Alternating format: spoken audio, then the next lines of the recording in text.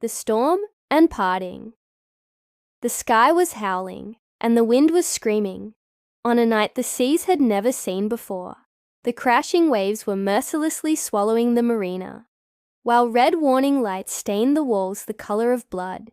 In a corner of the ship, Mother Laila was trembling with fear as she cradled her infant Youssef, before placing him in a small wooden box, whispering a prayer mixed with her tears. She had no idea that this box would be her only boat in an unforgiving sea.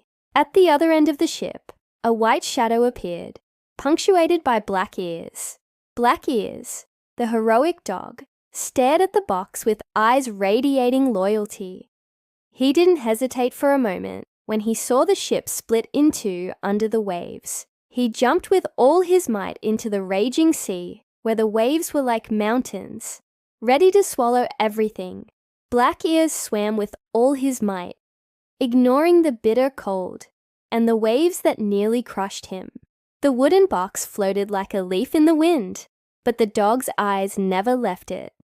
After hours of struggle, he reached the shore of a deserted island, where he pulled the box with his teeth, panting with exhaustion.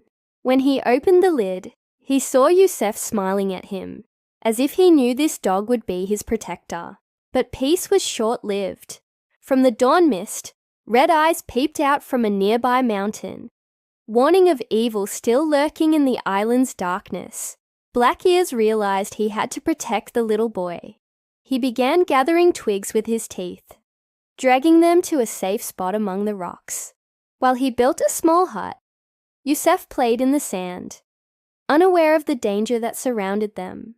Behind them, a dense forest breathed a strange mist, as if concealing untold secrets. When night fell, the zombie dogs emerged from the darkness of the forest.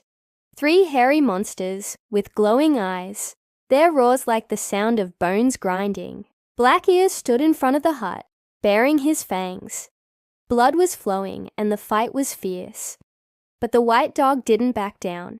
He knew a sleeping child behind him was worth fighting for. At first light, Black Ears climbed a high rock and looked toward the horizon, where a rescue ship appeared as a distant shadow. He let out a series of desperate barks as smoke from the distress signal rose into the sky. As Youssef waved his small hands, hope seemed to loom in the distance. When the ship docked on the shore, Laila rushed to her child and embraced him.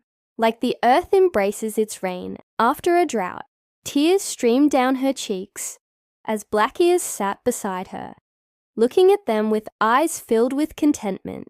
After a lifetime of suffering, golden sunlight enveloped the scene, as if nature itself was smiling at the end of this epic. Thus, Black Ears became not just a dog, but a legendary hero whose name was etched in the heart of the storm. A story told to generations about unwavering loyalty,